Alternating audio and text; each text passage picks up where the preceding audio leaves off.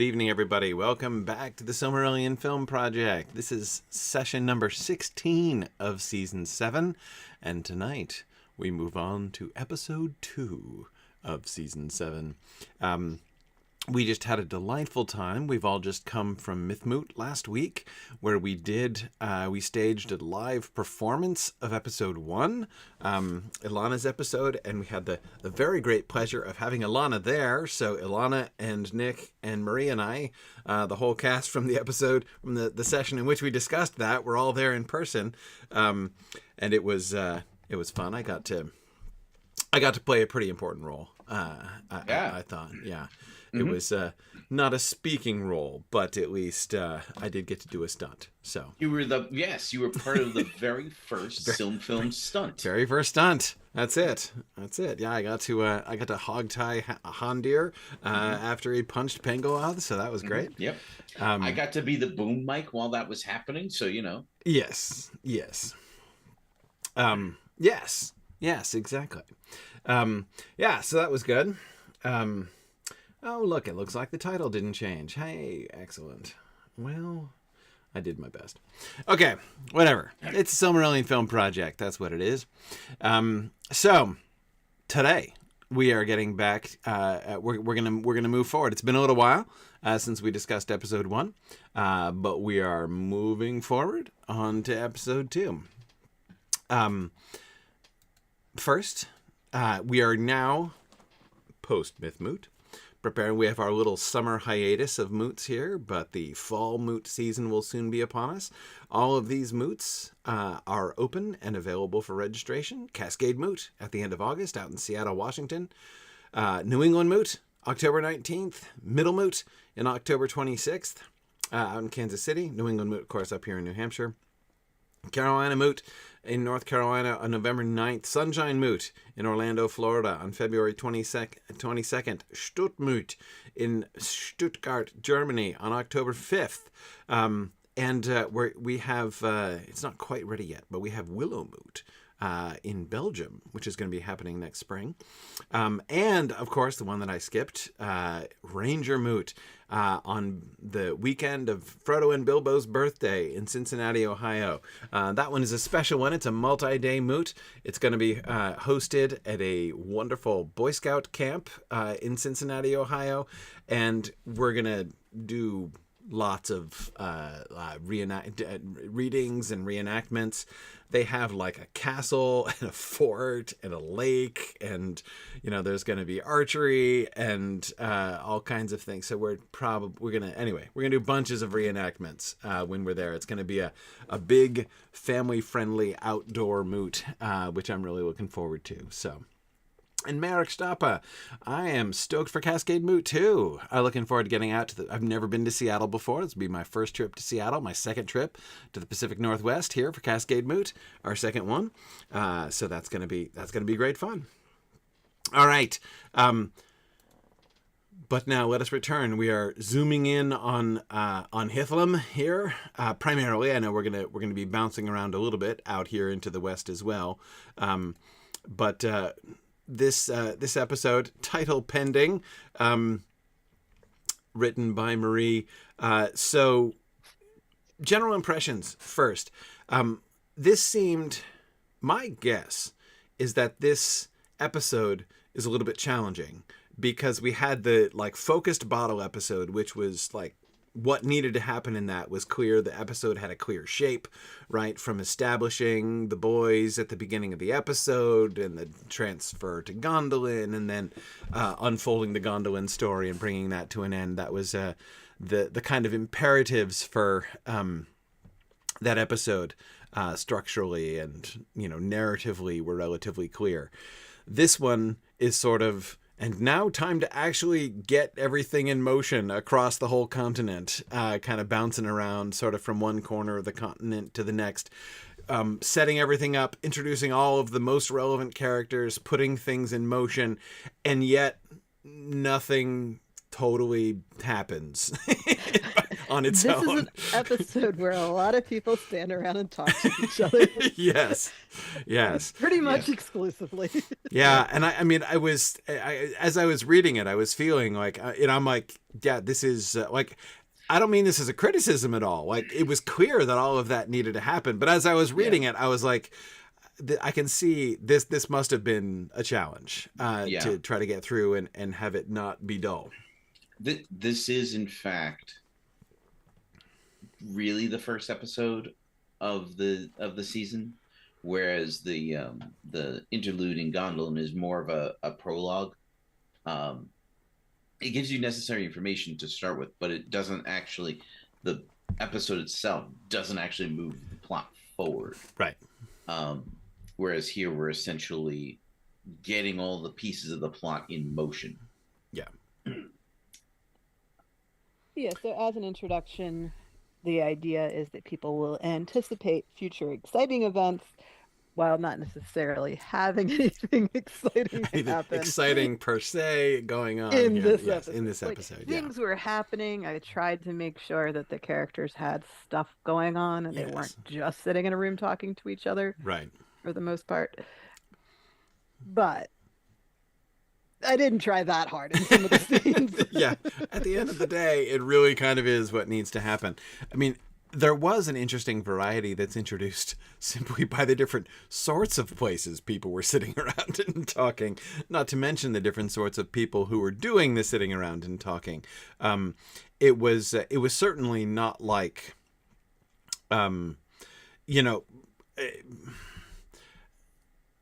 the variety. I mean, I'm thinking of like something like, for instance, if there were an episode of this sort in a show like Game of Thrones, right, where you're moving from like one castle where humans are talking to each other about things other people might be doing, and then another castle where a different group of people are talking about, here the concern, not only the concerns but the settings in Hithlum among the people there and what's going on, and then out with Maedhros and the Feanorians in Himring, their issues and their concerns are quite different, and then Galadriel in Osirian and hanging out with Treebeard, right? So the people, the context of the conversation, kind of what's at stake in their conversations, are very different. And of course, another one of the things that the sort of this whole situation kind of has going for it is that by the time we're in season 7, hopefully people will care about some of these characters, right? And so finding out like what's next for Galadriel, what's going on there, what are the Feanorians doing next.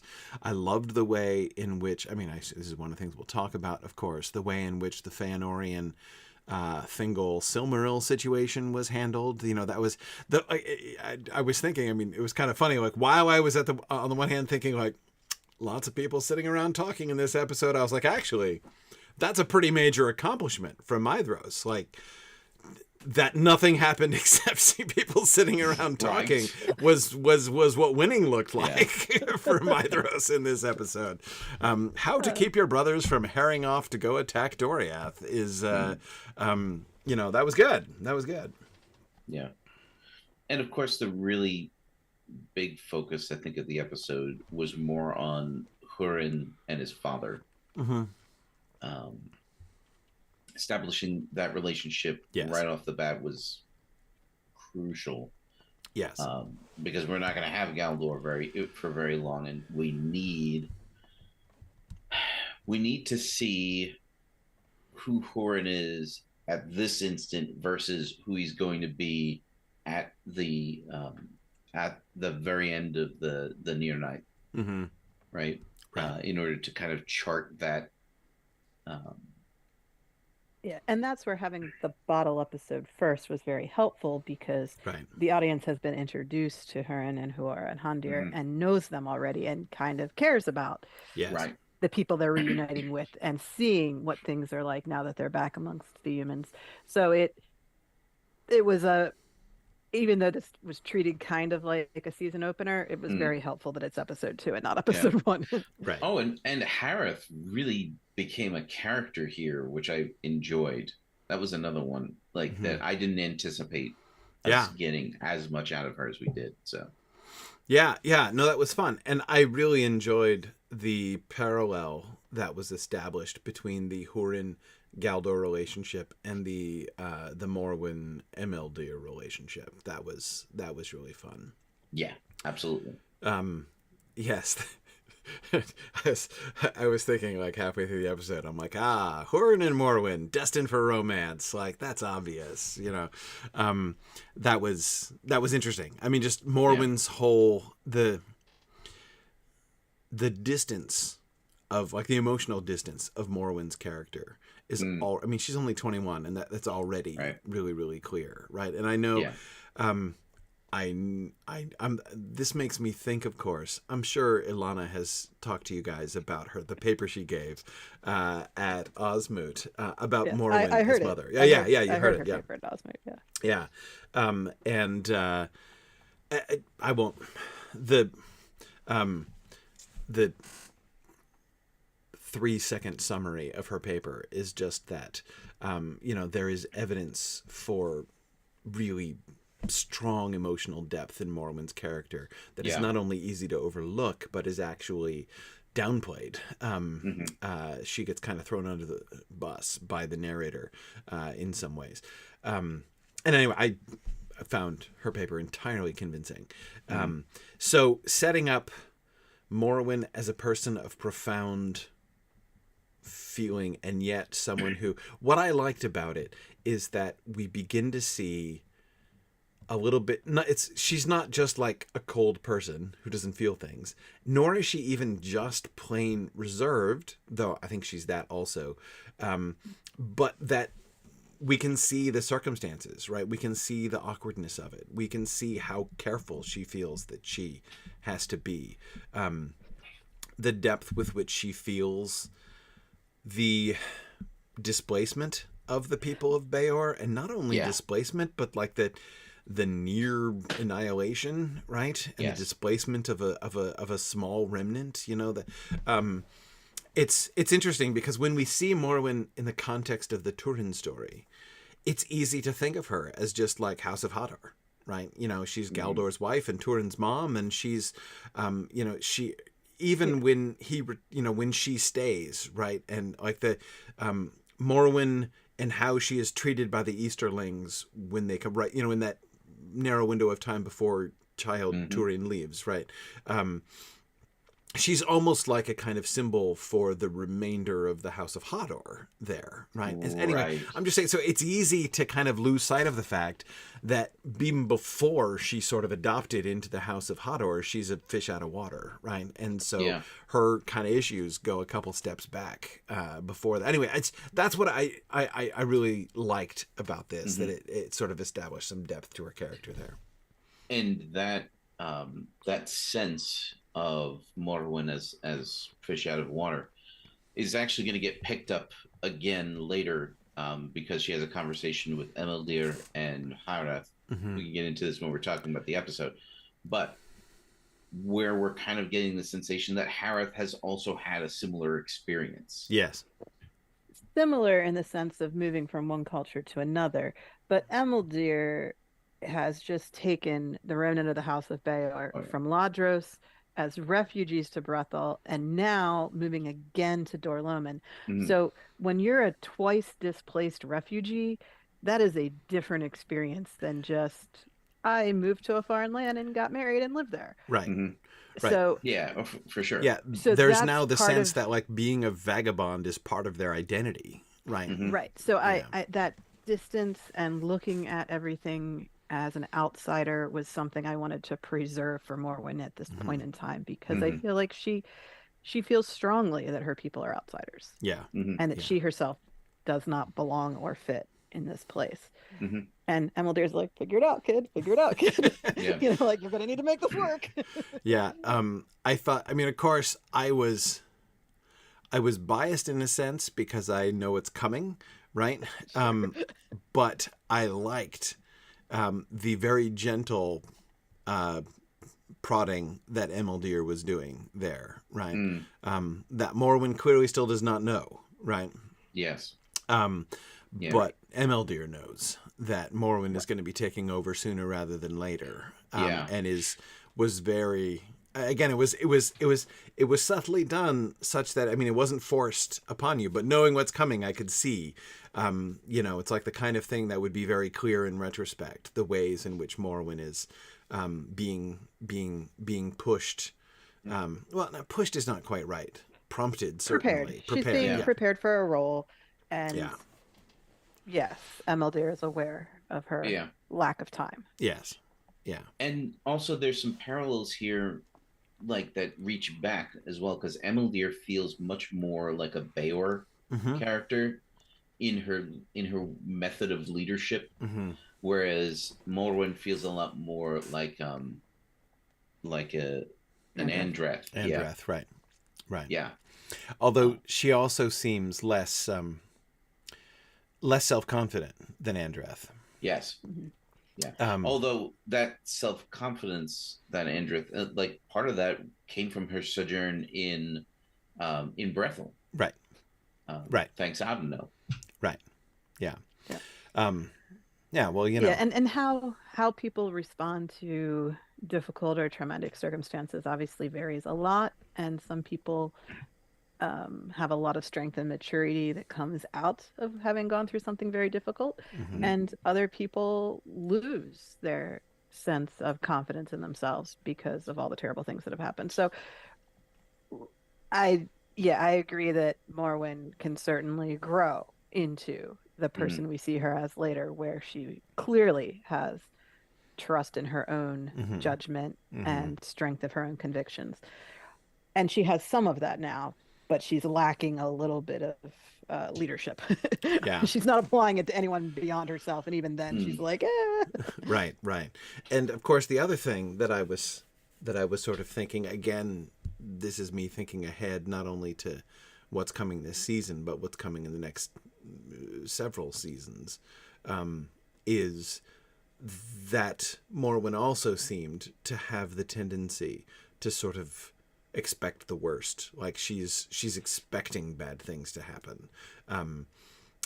There was this sense, like when, in the judging, right, with the business about the land rights and stuff. She was like, yes, of riveting course. Television. Yeah, I know, right? Yeah. That's right. Hey, come on. Land disputes, right? Land disputes Give the people what they want. Absolutely. Right. You asked for more Dark Ages judicial processes, so we gave you more Dark Ages judicial processes. At least we'll be able to capture the prequels did nothing wrong crowd. There you go. There you go. Well, it's not quite Jedi trade negotiations, but anyway, no. The point is, though, the sense, Morwen's sense of like, oh, here it comes, right? Like once again, and again, not that she's just bitter, not that she's unfriendly, not that she's unreasonable, right?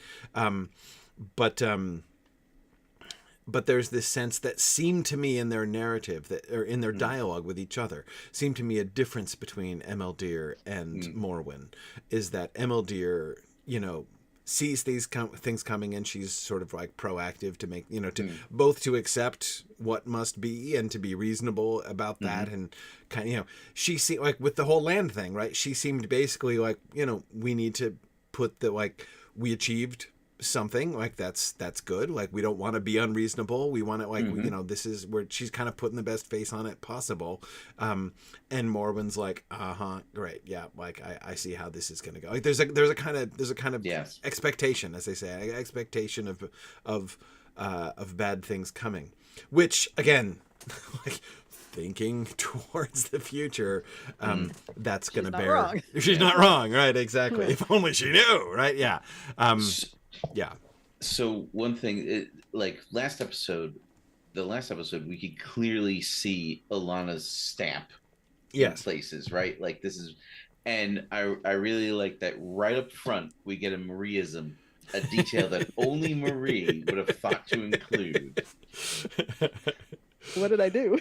You had two characters that we've never seen before discussing cloth patterns.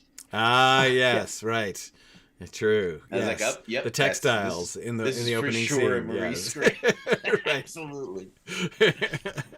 It's one line. It was fine. It was good. It's background information. Yeah, absolutely. And I think, but we had talked about how important the very, very beginning of this scene was to illustrating the culture of the people of Hador, the people of Dor-lómin, because we haven't really met them.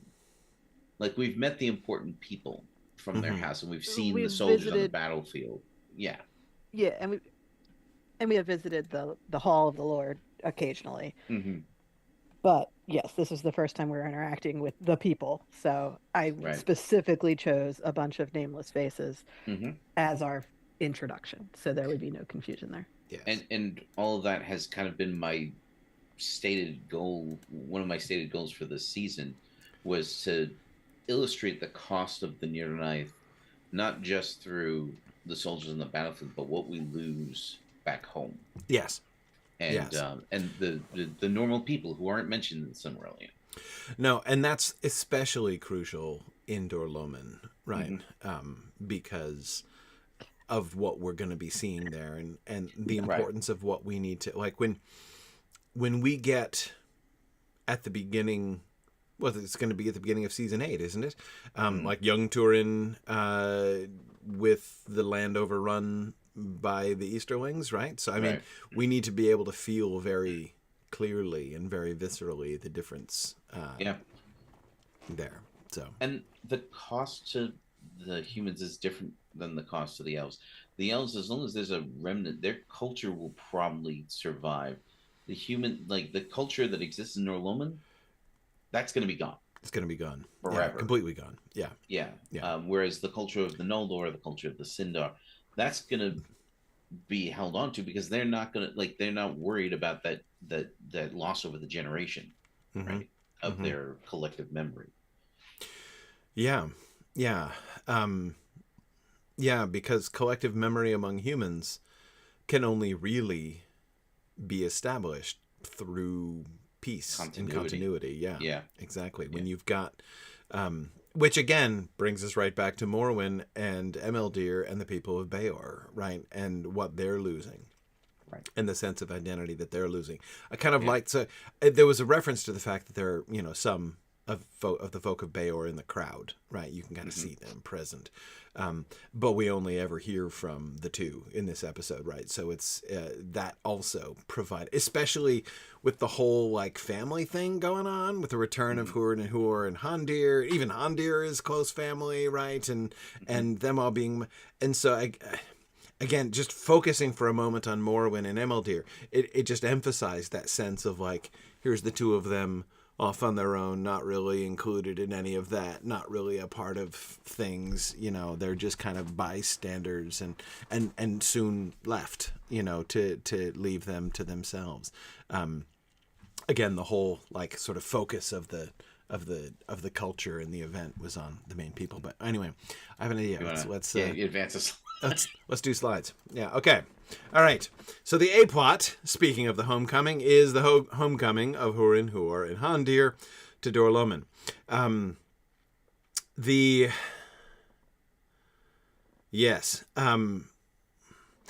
The celebration, the combination of that with the celebration of the festival is really fun. I like the Estelad thing.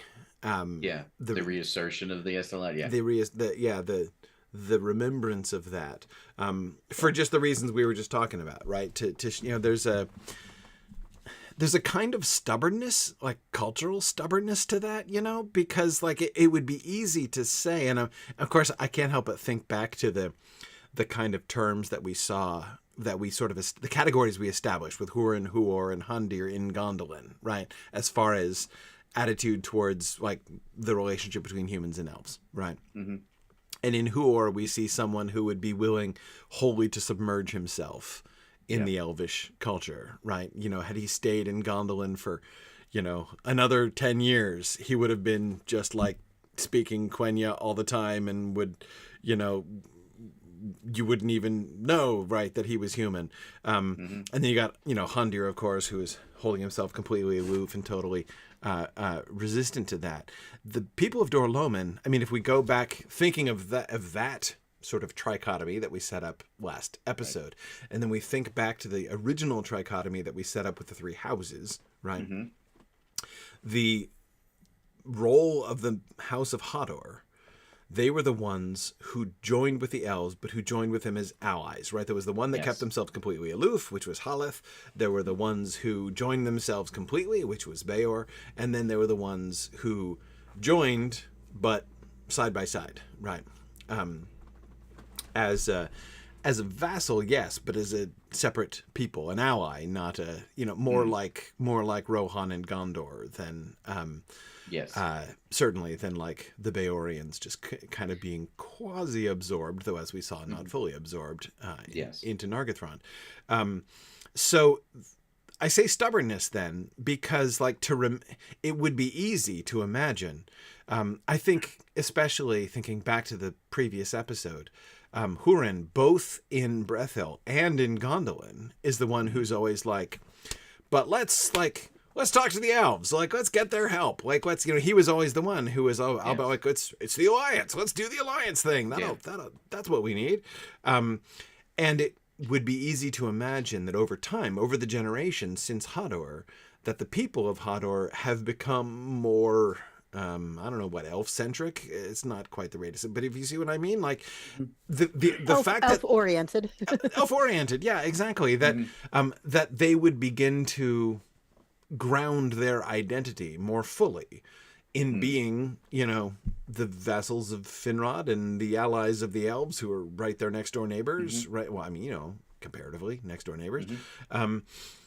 And so the celebration, the remembrance of Estelad, the remembrance of the time before we were connected with the elves at all is... culturally, transient. It's kind of stubborn, right? Like, we're not going to just identify ourselves. It's not like Hador coming to Dor-lómin is year one of our people, right? Our people's history extends back beyond that, and we're going to hang on to that. And that, I think, is a really interesting and important point to establish there.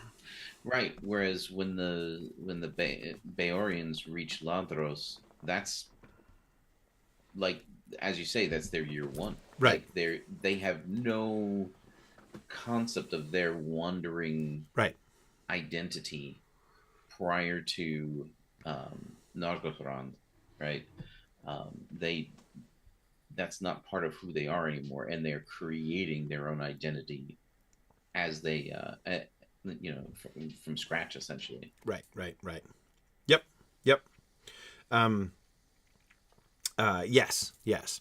And you can see why they would find it difficult to integrate into the society of the people of Hador, because, like, these people, they not only have who they are now, but they also have this deeper sense of who they were before that we don't have. Right. Like, we can't even connect on a number of these levels because, like, we're brand new in a sense. Yes. And even the fact, when in thinking of Galdor's conversation with Hurin at the end, Galdor's pointing to the fact that these military exercises and horse races and stuff like that they're doing in this celebration also has the double purpose of helping to, train people, make sure that people are prepared for battle and that they're making ready. Again, even that, like, thinking about battle to come in the future, it would be easy for the people of Dor-lómin to be like, well, we shall cheerfully lean upon all of the training and help we've gotten from the elves in order to make sure that we're ready for battle. And yet again, it's their human roots, it's their wandering roots that they're going to say, like, that's how we get ready, right? That's what getting ready looks like, is for us to be, it is our identity as humans that will prepare us for battle, less than even the fact that another thing that was really striking me. Of course, striking me with and this is of course straight out of the text, them arriving dressed as elf princes, right, and looking totally out of place.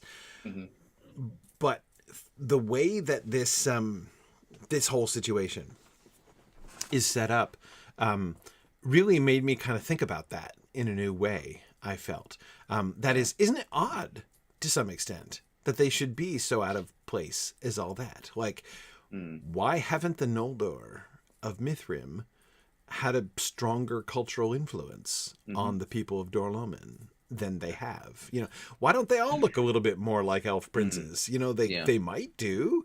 Even thinking of, you know, your textile women in the opening scene, Marie, right? Like, why was not one of them, you know, all like, well, actually, you know, I learned this new weave from one of the Noldor, you know, who like, you know, fortunately, like I went and did an apprenticeship for 5 years with the Noldor and I learned all of these wondrous things and, you know, like, but there's none of that, right? Yeah. It's all human stuff and it's all human arts.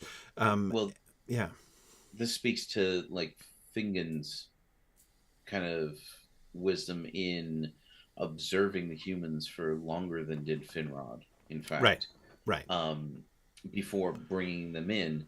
And so he has definitely kept them not entirely at arm's length. Like he's right. It's not like he's excluded them, but yeah. Right. Yeah. But he's recognized that in order for them to not have the problems that the people of Beor were having in Nargothrond, they need to live and exist on their own and have their own culture. Yes. Outside of their relationship with the elves. Yeah, and in that way, it's again very like the Rohirrim and the Gondorians, right? You know, it's I mean, there are a lot of connections, including lots of interbreeding, right? House of Theoden is you know, pretty Gondorian actually, right? Especially in the next generation, right? I mean, the Aemir's child is going to be more Gondorian than Rohirric by, you know, DNA, right? And yet, there's no, it's, you know, that their sense of their tradition and their culture doesn't seem prepared, you know, to change drastically. But I agree. The emphasis, Fingon not only is not present in this episode, but unless I misremember, Fingon isn't even alluded to in this episode. I don't think he's named in a conversation in this episode. But I mean, not by indirectly, perhaps. Yeah, not in the Dor-lómin storyline. No. Mm-hmm. Yeah.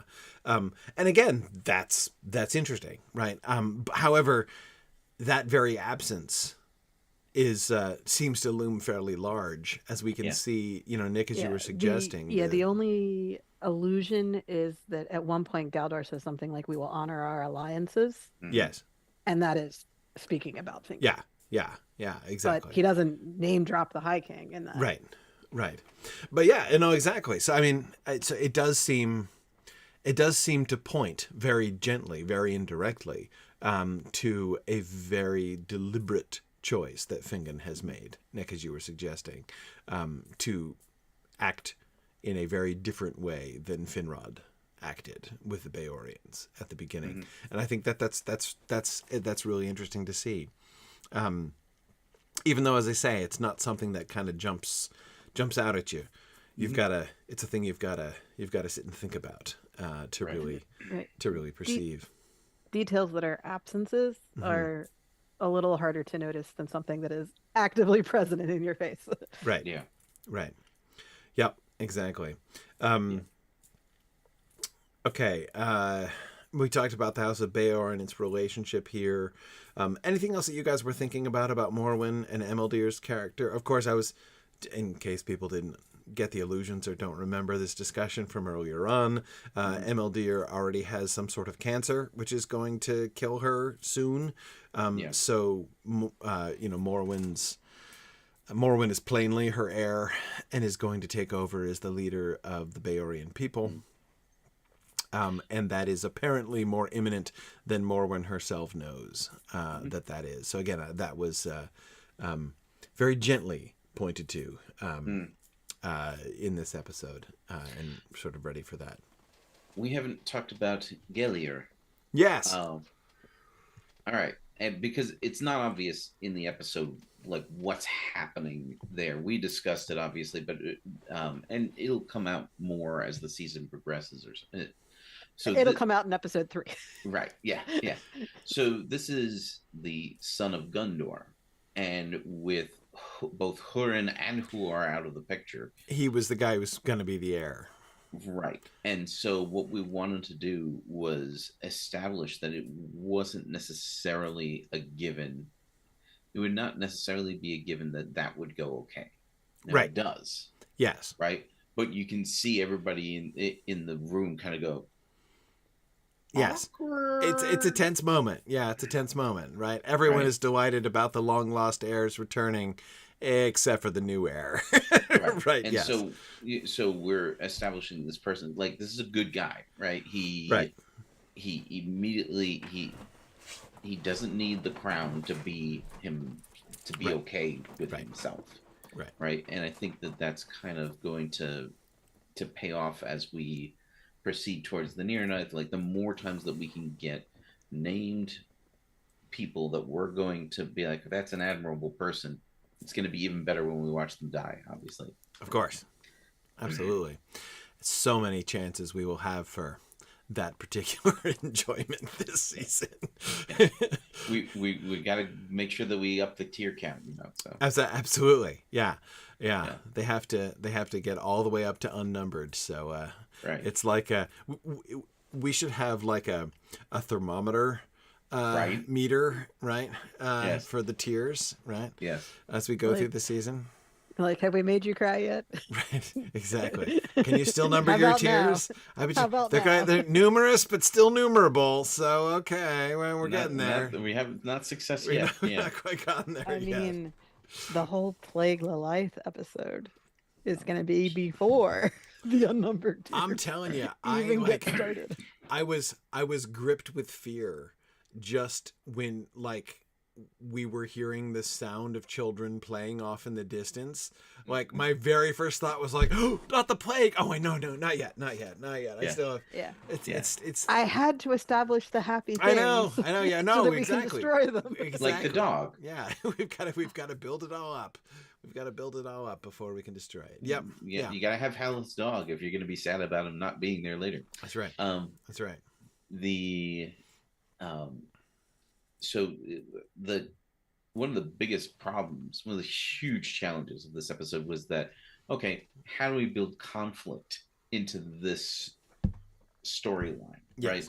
Because the other two storylines, they have almost zero conflict. Like, all of the conflict in the Maedhros, the Feanorians have conflict. But it's all front loaded, right? Like, after that, he's giving his marching orders. Yes. And the only tension that we're getting is, like, what is he actually going to do? Yes. Right. Well, I loved it, but because it was like every single step was like Maedhros thinking of a cunning way to solve yet another problem by sending one of his brothers off in a different direction. I loved that whole progression, but we're not there yet. We'll finish talking about the Asahadar first. But I agree in this one. So that you're talking about conflict here within this, especially if the obvious place to have it would have been with Galadriel, right? Would have been with the new heir now displaced by the old heir, right? But you deliberately went away from that, yeah.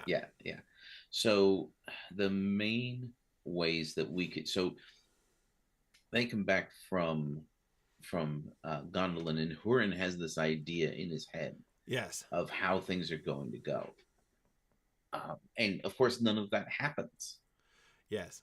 Right.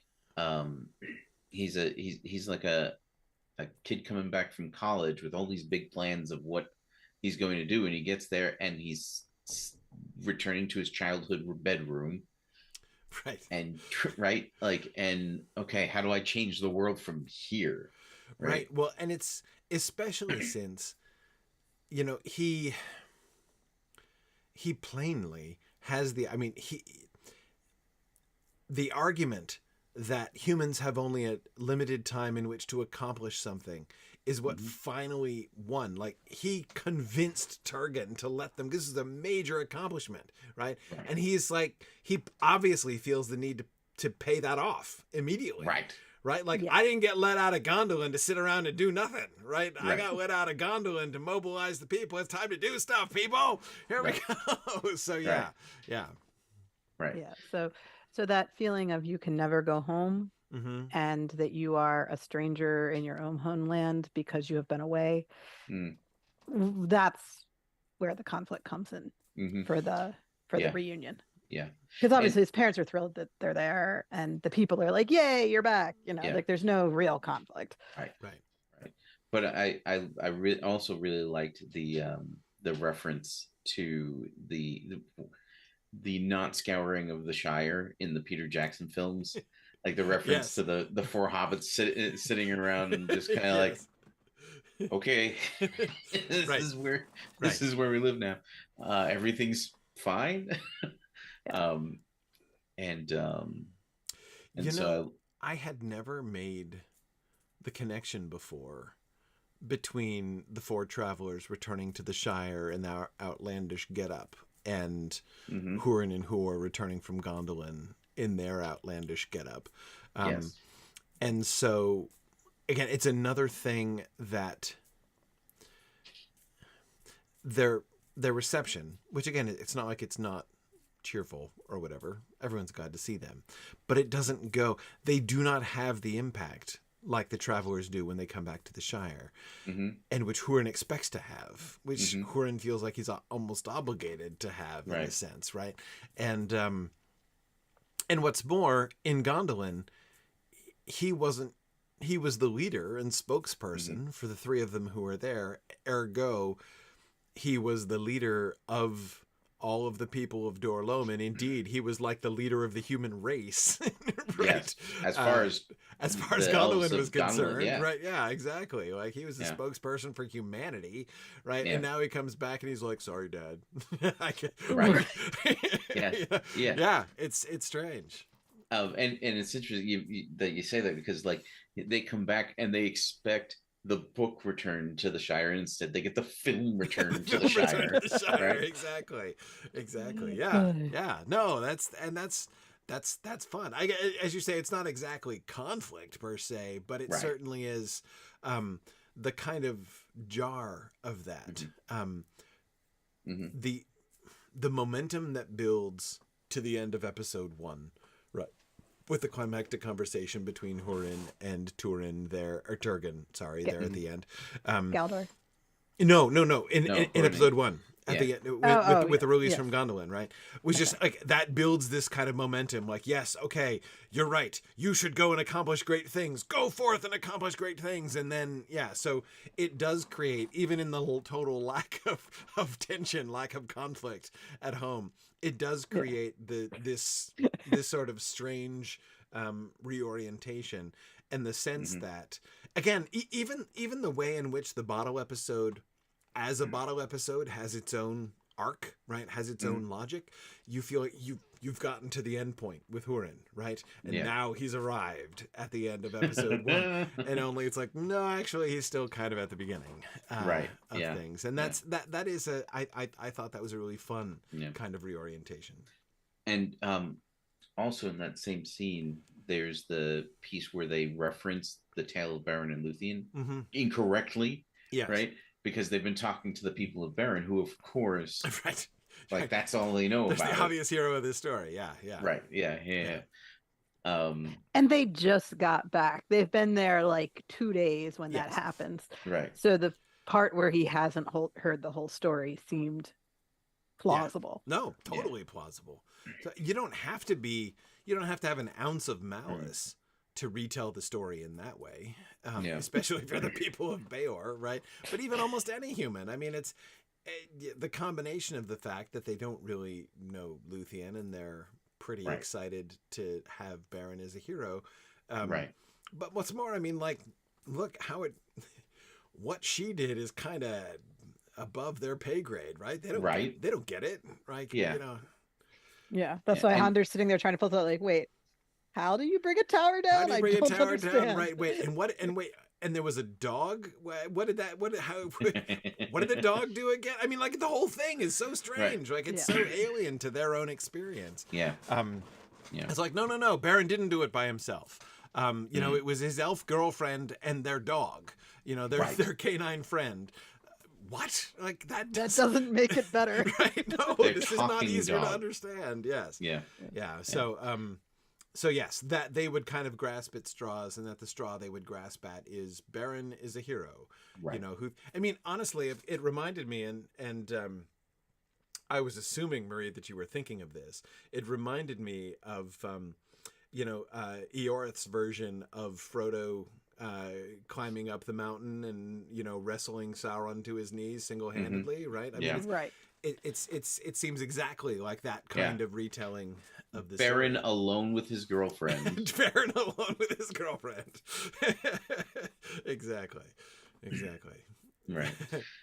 Yeah. I mean, Baron was in the Tower of Tolsirion when it fell. He totally watched it fall. Right. He had nothing to do with it. He was, but, you know. he was not the cause so much as the grounds Yes. of its falling. Yes. His role was to get Luthien to show up. Exactly. Right.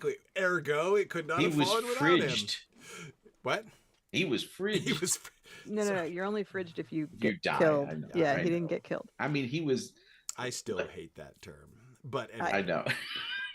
It comes literally from a person being. I put in a fridge. I get Yes. it, and I'm not saying that there aren't horrible things that happen in that way, but like the way that tends to get used is if anyone who survives is emotionally affected by the death of someone who dies, that's a bad thing for some reason. It just drives me crazy. No. I mean that's not a great use of that. But the general idea is, whose story are you telling? Yeah. Right. And in this case, it's very clear they're telling Baron's story. Telling Baron's story. Yes. Yeah. So that's the scene where Galdor kind of pulls him aside after that conversation. And I really like Galdor telling us what's going to happen. Yeah. Right. He gives us the plot of the whole season. Without, I mean, and it's kind of perfect. Like he's telling us, like, Maedhros is over there getting ready, right? Mm-hmm. And Galdor is saying, like, it's gonna be terrible. Yeah. You know. There will be war, and you will not enjoy it. Yes. Yeah. Yeah. Yep. Well, again, if this episode is supposed to be setting up the whole season, that had to happen in some way within this episode, as we had to be talking about where this is all going. Yeah, and that I thought that was a really powerful scene. When he was like, "You haven't seen war," and Hurin's like, "Yes, I have." He's like, "No, like, yeah, you saw a dude die. Like, I get it. That's like, that's not nothing. That's but come on, you think you've seen war? You were in a skirmish. That's it. Yeah. It's so much worse than that." His dialogue is so powerful in that way, and patient. Yeah, and also, this is literally the only person that he can have a candid conversation with about war. Mm-hmm. He can't talk to anybody else this way, because it's demoralizing. He can't do that. Hurin, not only can he do it, but he must. Yes, exactly. And the point is not to discourage him and stop him, but just to make sure that he is understanding more clearly what he's talking about. Yeah. Yes. I mean, obviously part of what I drew for that is that people who have experienced war tend not to talk about the actual experiences with people who were not there. Right. I mean, that's just normal, whether you're talking about World War II vets or somebody more recent. Right. And I was trying to figure out how far he would go in what he would say and what he would still leave out as far as the details go. Right. Yeah. Right. And that was how I was trying to frame it. Yeah. But I do like him telling about losing his brother, because Hurin's going to have that exact experience. That's why that detail's in there. Yeah. Right. But I mean, in my mind, I'm going, this is not how you talk. If you were in these circumstances, you do not talk about it. And Until you're an old man and then you tell random person you've never met every detail of your war history because you can. Yeah. Right. I guess. I mean, but I like that you took me immediately back to the Dagobrogalak and the scene where, and it's not a focus of that scene. Like Gundor's death is not a focus of the scene in which he dies, or is dying. Like the focus there is on Fingolfin. Yes. But I love how this recontextualizes that scene. From Galdor's point of view, what happened there? Right. Once Gondor died. Yeah, like he didn't care what Fingolfin was doing in that moment. I mean, and not that he didn't care, but you know what I mean. Yeah, absolutely. Yeah. No, I that was, and of course, again, knowing what's coming, I loved the fact that we see Hurin here in what is like the actual beginning of his career. Not the sort of what seemed like the beginning of his career in Gondolin, but we see him encouraging people to go like dashing off and attack the gates of Angband, right? And knowing what's going to come later and his strong advice against that action that was fun. Yeah. Again, playing with what's coming later. Yeah. But... And of course they're reconciled in the end. But I really like the idea that they kind of express that, oh yeah, like we're gonna have all this time for Hurin to learn from Galdor, and they don't. Right. Exactly. There's a lot of disappointments in this season.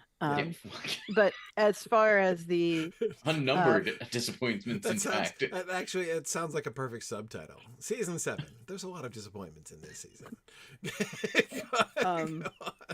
So if in the first episode we get this idea that like Hurin's going to do all this great thing and he has a vision of what's going to happen, and now he's down on the ground and restarting from scratch. Yes. It's not unlike the experience of the Einar singing the Einar Lindale. And then coming down. And then they come down to Middle Earth and nothing's done yet. And they're like, wait a minute, where's all the beautiful stuff we sang about? And everyone's like, build it. Build it, yes. And they're like, wait a second. If you build it, they will come. Yes. Yeah, no, exactly. much. And Hurin's in, I love that parallel. Hurin's in exactly that same position. Yeah. Mm-hmm.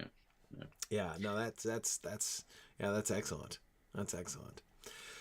Okay. So B plot. Let's talk about Maedhros. Let's talk about this Feanorians. Yeah, let's talk about the Feanorians. Never have to twist Marie's arm to talk about the Feanorians. Why do you think I wrote this episode?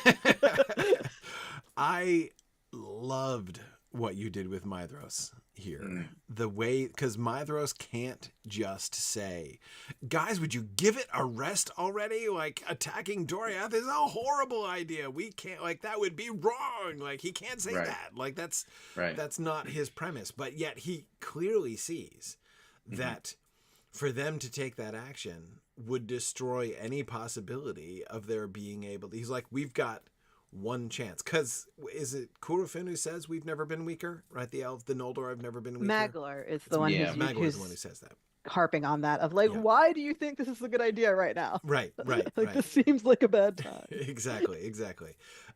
Because of course, like, he's not wrong, but of course what we know is that this is in fact the strongest they will ever be again, right? So so Maedhros is in that way absolutely not wrong and quite correct to say, if they attack Doriath, which is transparently what Curufin and Celegorm want to do, they talk about making demands.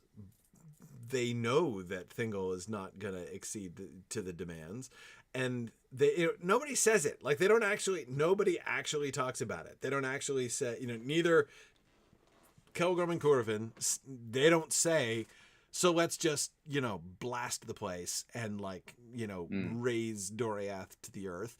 Nor does Maedhros say, we can't get into a war with Doriath no matter what. They're both kind of skirting around that. But it's clear that that's sort of what's at stake here. That's what's on the table. That's what's on the table. Yeah. So it's the quiet part you don't say out loud. Yes, exactly. Of Feanorian politics at this time. Yeah, exactly. Feanorian politics, which always has that one cornerstone, right? I mean, there's really only one plank in the Feanorian political platform, right? The oath. The oath. So, but again, like, Maedhros is the way that you're positioning Maedhros's arguments. He's not arguing against the oath. There are moments when Curufin is sort of like, kind of sounds like you're arguing like the oath covers what, what happens if we don't, do that. Yeah. But he's not arguing against the oath. And the argument that he makes that what we should do is get the other two from Morgoth first and then demand the third one back from Thingol from a position of strength that's a really good argument, right? Yeah. I mean, that's about the only way that you can say, let's not go to Doriath and try to get that Silmaril without simply breaking the oath or at least explicitly procrastinating the fulfilling of the oath.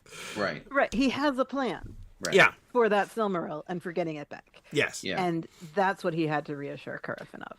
Yeah, because best case scenario, Doriath helps us with the war, and when it's over, we're allies, and that relationship is completely different. The flip side of that is worst case scenario. I mean, worst case scenario we lose, but worst case scenario where we still win. Right. Yes. Now we have now defeated Morgoth. Right. And Thingol is not really going to have a choice at that point, and he's going to know it. And we're going to be able to be magnanimous about allowing Thingol the opportunity to complete the set. Yes. Knowing that we just destroyed the biggest dog in town. And he's probably, I mean, of course, it's utter hypothetical to think about, but he's probably not wrong in saying that even the other elves would probably pressure Thingol at that point to get it back under those circumstances. Right. Maedhros is counting on having diplomatic power. Massive leverage. Behind his request. Yeah. And he knows that right now he has none because his brothers just acted like idiots. Yes. Right. And maybe got Finrod killed.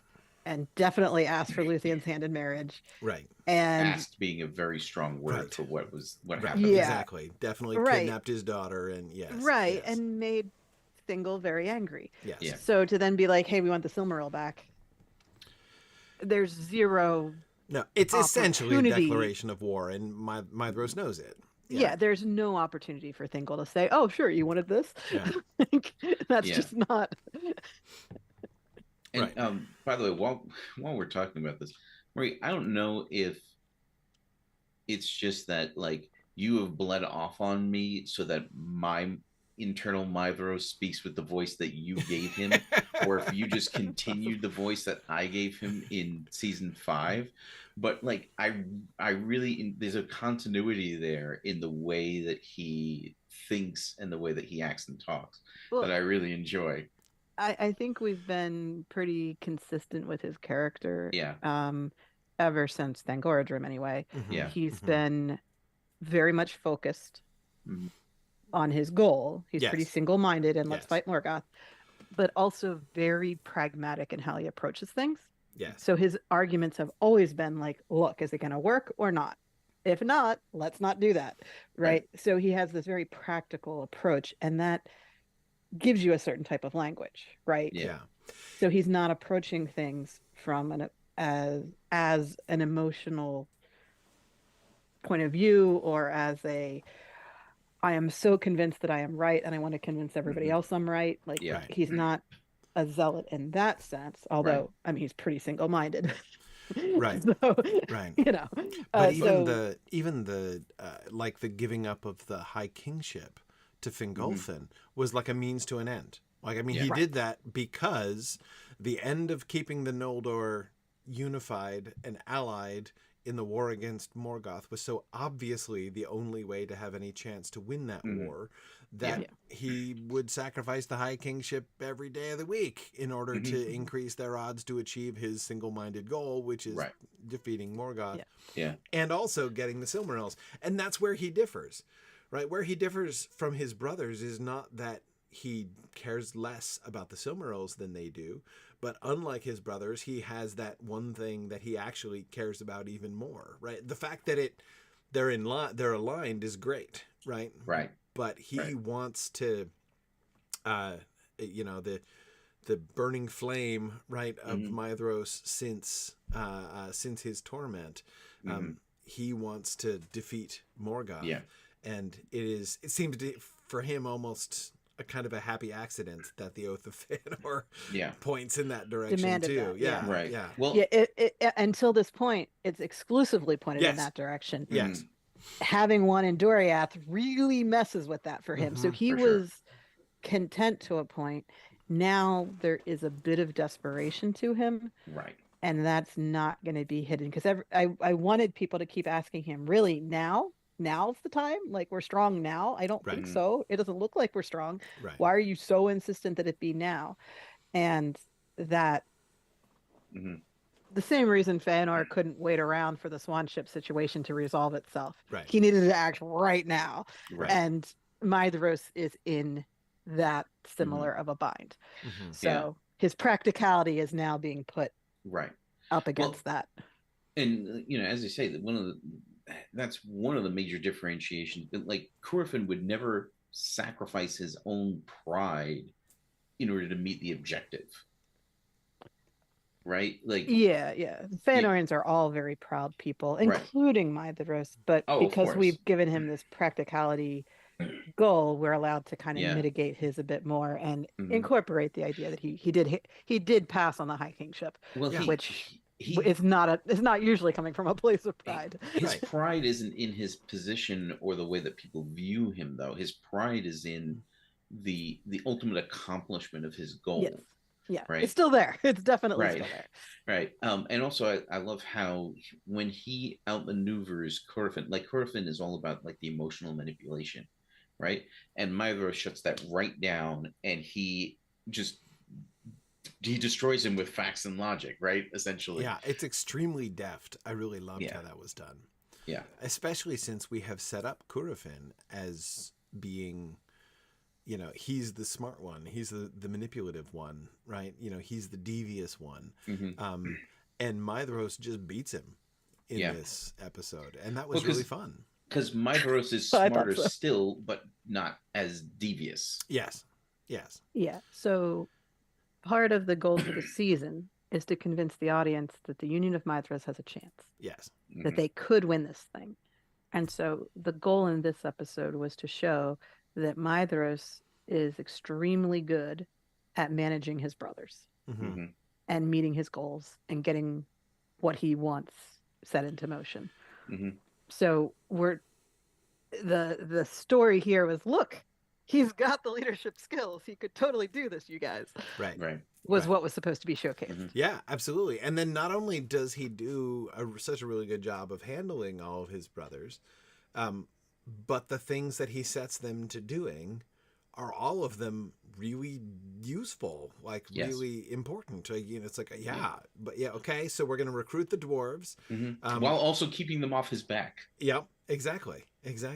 We're gonna Caligorm, we're gonna build a new cavalry, using the men, breeding more horses and training the men. Probably putting pressure on the men to do some breeding of their own. There's no time for that. Well, I guess at this point. For the Near Knights. Yeah, they get what they get with that. But they're going to get a whole new army of Easterlings real soon. Right, yeah. Right. I love the kind of tit for tat over the repair of the gates. Yes. Between Curufin and Maedhros, where like Curufin calls back to Dad, Dad was so awesome, and Maedhros is like, well, in this particular case, I'd rather have Grandpa here. Yeah. Well, yeah. Yes. No, it was great. Amras was a little bit of a surprise to me. Did we talk about him taking Amras with him? We did that. You did that? Okay. Yeah. Well, because as you see, we had to go through all the brothers and do something with each of them. So the question is, what do you do with him? And we had discussed long ago the whole viewpoint of Amras after the ship burning when his twin dies is that he is extremely bitter, extremely nihilistic. He's very much, we're all just gonna die. Yeah, you're right, that's his attitude. And we have not had any opportunity to really show that to this point, because he just wandered the plains or was off on his own or got roped into other people's plans, so we didn't get to see his viewpoint. Right. Having his voice around to say things that he really thinks will be helpful in the coming episodes. Right. So if Maedhros takes him with, then he can talk to Fingon. He can talk to people at the council meeting. He'll be there. Mm-hmm. Also, so we get to actually see him have his viewpoint. Right. Also, he like whatever hope he has left, he's going to pin on this. Right. Which is why when it's over, he's ripe for the kinslaying routine. Like it, because after that it's clear we're just gonna suffer, right? So like let's get to the bottom of this somehow, please. Yeah, I was a little, well, not surprised exactly, but I was interested to see when Maedhros started talking about war. You had Amros perking up. Right, like he was really interested in that, and I wasn't sure I was following exactly why he was excited about war. Right, because I didn't give him any lines in this whole thing. Right. And, like, he says two things, and one of them is like, "Oh, really, war?" And then the other one is to be super surprised when Maedhros says, "You're coming with me," right? Right. Like that's all he said. So we don't yet know from him. Yeah, exactly. If you want to hear more from him, obviously I could give him a few more lines. Well, I think it's gonna come out. We'll get it. Yeah, I figured it was just setting it up for something else later.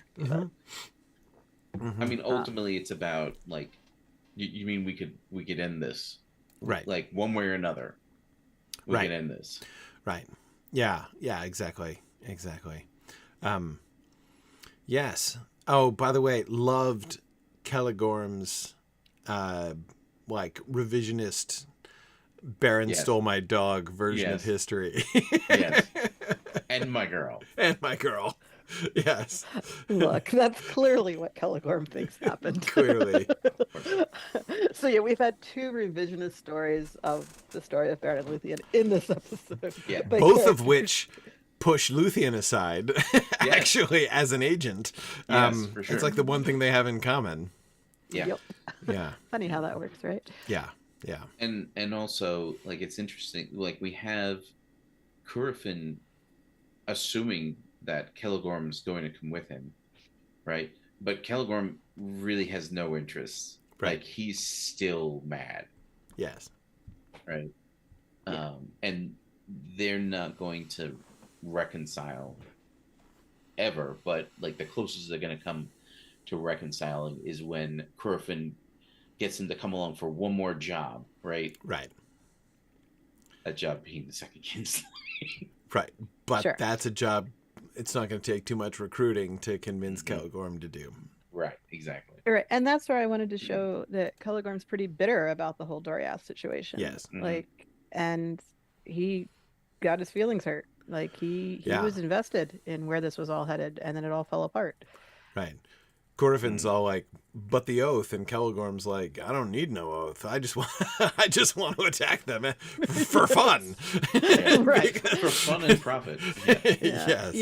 Yeah. So I tried to make him like maudlin, but not too maudlin. Yeah. No, maudlin wouldn't be right. I mean, he's too arrogant to be just maudlin. Right. He's sad and hurt. Yes. Yeah. More than maudlin. But. Right. But sad and hurt the way that, people who do terrible things. Right. Well, I was going to say that, like, people who are like arrogant and privileged and used to getting their own way are hurt. Right. Yeah. Right. Yeah. And it was Alana's idea to give him a puppy. Give him a puppy, yeah. Yeah. So the puppies are her contribution to that scene. That it makes sense. That makes sense. I really like Maedhros being like, take a puppy or don't take a puppy. I don't care. just get to work. Well, and that's the part where he's being very practical. Yeah. His brothers are very useful pawns to deploy in his scheme. It doesn't mean he likes his brothers right now. Right. Yeah. And it doesn't mean he's totally forgiven Caligorm and Curufin for what they just did. And even on a practical basis, he knows that they are like dangerous. I mean, he knows that they are at best, they are unreliable tools. They have failed him consistently. The last time that they did anything useful was the Dagger Aglareb. They've been failing him consistently since day one of the Dagger Bragalok. Yes. Right. They lost the the passive Aglon. Yeah. They lost the passive Aglon when they should have been able to hold. Yep. They had everything they needed to hold that. Yes. Well, and then obviously the whole Luthien thing. And then there's that. Yeah. Right. And now it's worse. Right. So so his brothers have to first and foremost be kept under control. Right. And then focused constructively. But that's the genius of Maedhros in this episode, right? That he not only succeeds in heading off disaster, but actually manages to find genuinely productive things to channel all of his brothers into. He gives them each the job that will benefit his goals the most. He leaves Maglor in charge of Himring because he's the only one he can trust to not do anything stupid. Absolutely. He might not do anything, period, but at least he won't do anything stupid. And his role is to not do anything in staying there in Himring. Yeah. So he chose the perfect brother for the job. Yeah. All right. Yeah. No, that's great. I really liked all of that. Oh, and the one line which you just kind of dropped and we got a reaction to, but then we didn't even talk about. When Maedhros is like, "I will take care of the dragon myself," and people are like, "What?" Well, anyway, moving on. Yeah, I couldn't really explain it at this point, and I figued just having no one respond or know what to do with it was probably all I could do. No, I like it. I like it. Yeah, like Maglor, like he hadn't written this into the stage direction yet, but I could see he was just like, well, anyway. right. Yeah. No, but the more I've thought about it, the more I think that it just makes perfect sense. It just makes perfect sense that he knows the dragon is the serious weakness in the plan. Like he knows the dragon is the biggest obstacle to be overcome. And so he's like, he's gonna take him out himself. He's going to take that on himself. That he believes that he has, there's, we were talking about that he still has pride, right? There's his pride, right? His pride is saying, I have a better chance than anyone of taking out the dragon. So I'm going to do that part of the plan and leave the rest of the plan to everybody else. I think it's good. I think that works really well. And I loved the way that it just got dropped and moved on from, because also it's good to address that early, right? Yeah. I mean, it's the obvious question. Like, how are you going to handle everyone's going to want an answer to. Yeah. Starting with the viewers, right? Like what's his plan? What's he thinking? And that was the other thing, is if we're establishing, hey, wait a minute, they just lost a war a few years ago. People are weak. They've got fewer allies than they used to have. What's the plan here? Like, what are you guys doing? And I couldn't just lay out the whole plan in this episode. It's too early, but I had to give some hint as to where Maedhros' thoughts are. Yes. So that was supposed to be a hint. Yep. Even though it was very boldly stated. Yes, exactly. Yeah. Okay. Oops, I went backwards accidentally. Okay, C plot. Galadriel becoming dissatisfied in Osirian meets Treebeard.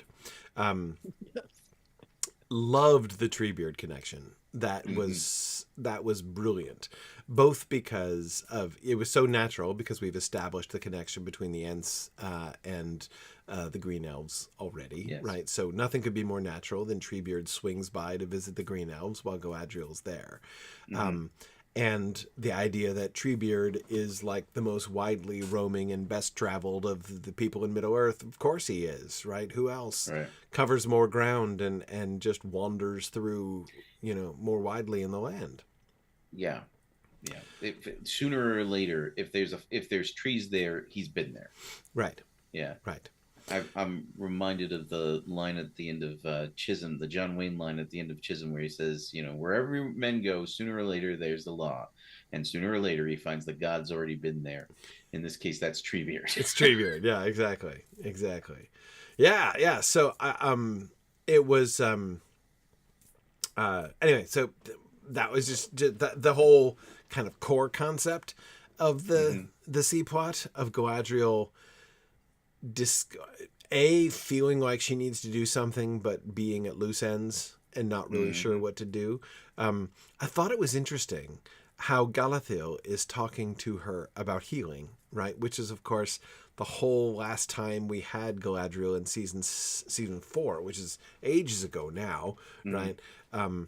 The story of her healing was her whole arc in that season. So she's like, that's not the problem, right? The problem isn't my own healing. The problem is there are bigger problems, right? Yeah. Right. Because what has changed is all 3 of her brothers were killed in the last 10 years. Yes. So she's in a new headspace, much more vengeful than she was prior to that. Well, and but yet Galadriel, there's still the problem of, if Galadriel doesn't heal from that trauma before she goes out and tries to fix everybody else's problems, she's still going to she's going to be blinded by that trauma, and in fact that's exactly what happens. Right. Yeah. So nice job. I don't think we had talked about putting Galadriel in, or did we talk about her talking to Galadriel? No, that was a surprise to me. Well, I mean, even in the script discussion, I don't remember. It's in the script discussion. Okay, all right, okay. Which was why we ended up using her in episodes 3 and 4 as her companion. Yeah, 4 and 5, whatever. Yes, the coming episodes. Yes. Okay. Yes. So Galadriel was the one who was in the frame of season 2, right? Yes. Yeah, the old mentor of Arwen, as I recall, like that kind of. She's the she's in season Mirkwood. 4. So she's in the frame of season 4. Yeah. Frame of season 4. Okay. So Bilbo meets her in season 4. Oh, right. Yeah. Okay. Yeah. Who was the elf who was Arwen's companion? Oh, she went to the west. We've never seen her again. She went to the west and never saw her again. But was she anyone before, or was it just... She was Arwen's friend. I don't think we've introduced her in the first age. She may be younger. I couldn't remember. Okay. Right. Galadriel was the one whom Bilbo meets. Gotcha. Yes. Right. Yeah. Yeah. And so it's Celeborn's sister is who this character is. But she and Celeborn went separate ways early enough that she became one of the Green Elves and he became one of the Sindar. Yes. Not by marriage, but just because those are their people groups. Yeah. So they're from completely separate ethnic groups, even though they're brother and sister. Right. That's how that works. # elf problems. Yeah. Yeah. It was, the journey went differently for both of them. Yeah. Well, I don't know. And I have siblings, and even though it's only been a few decades, I kind of feel that, it's on some days. Sure. So different people they don't groups. Watch Twitch, do they? Not reliably. But no, I mean, it's a thing that happens. Were you sussing out what we could say? I mean, how much trouble I'm going to get into with my siblings if I do? No. I mean, I'm not saying anything bad about my siblings. It's just, that they have their own lives. Yeah. Three of my four siblings would never watch Twitch, and I think 2 of them may not even know it exists. Yeah. Well, no, I mean, I was thinking about I have a sister who is just over a year older than I am. So she and I were, grew up together. And, she got married at the age of 19. I went to college, and our lives went in totally different directions, as I went into academia and everything. And she's raising horses on a farm and, raising her 8 children. And, it's totally different life, she was the one I was thinking of. It's different people groups. Almost. Give us a couple more thousand years and it would be just like that. Yeah, absolutely. Yeah, but anyway, no. So Galadriel is the thing that she doesn't. This is one of the things that I was just kind of thinking about was like between Galadriel and Galadriel's conversation. Like, on the one hand, I could see, of course, Galadriel's point about healing. You know, as you're saying, like I want to go off and get vengeance for my brothers is not a great beginning. But at the same time, the obvious parallel between Galadriel's situation in Osirian and Hurin's situation in Gondolin, right? Yeah. Sort of prompted me to be on Galadriel's side in that discussion, Yes. right? Yeah. I was like, yeah, boy, you can't... Galadriel's wasting herself sitting there planting maple trees, you know, or elm trees or whatever it is. It was a maple was a seed, maple but then they go walk through. Then an they go elm walking forest. through the elms. So right? it was both. Yeah, it was both. Okay. Yeah. That wasn't And me I misremembering. verified that field maples are very common in England and grow all over Europe. So it's a perfectly acceptable They're old world tree. certainly more common in Europe than alpacas are. Yes, well, those are Feanorian alpacas. Exactly. Yeah. Imported straight from Valinor. That somehow did not get eaten on the Helcaraxa. Got No, it. see, Okay. Gondolin... No. They came in the ships, Nick. Oh. Okay. Fair enough. There is a story for the alpacas. I'm sorry. Obviously. But they're only in Gondolin now. They've died out in other places. So Exactly. Yeah. Yeah. Gondolin it's is totally like, a special case when it comes Yeah. to flora and fauna, right? Yeah. that's why the alpacas are still there. Exactly. Exactly. Now, I really like Galadriel telling Treebeard about the two trees. Yes. That's so beautiful. Yeah, that was really fun. It was funny because when he was talking about Treebeard, was talking about that thing that he could see in her eyes that was different. I didn't know what it was at first. I'm like, what is it? What's Treebeard's? You know, I'm like, because I'm thinking about things about Galadriel, you know, and her experience. I'm like thinking back over her story. I'm like, what is it that he's like picking up on or perceiving? And then she's like, oh, it's probably the trees. And I'm like, oh, right, Calaquendi. That's what he's picking up on, right? Yeah. Okay, yeah. Well, and this isn't in there, but a clever DP would and a clever director would then just run with that, and as she's telling the story, like zoom in through her eyes to get the the big image in Rings of Power, right? Right. Yeah. The one that made us go like, right. The trees. What? Yes, the trees on film. Yeah. Yeah. Yeah. And it's tough because obviously they're supposed to be so great and wonderful that you can't put it into words. And here she's trying to describe it to someone who really would be quite interested in seeing them if only he could. And the question is, what do you describe? How do you explain? Right. So I tried to use the point of view from someone who had lived in Valinor and experienced the waxing and waning of the light of the trees. Like, what would they remember? What would they think of looking back on it? But I still don't know. Yeah, right. Like, it's a tough one. Yeah, it is. But speaking of the trees, it didn't occur. We didn't talk about this at the time, but it just occurred to me that like us, like we did, they decided the trees must be enormous. Yes. Well, that they how would have else to be. are you going to light the entire land with them?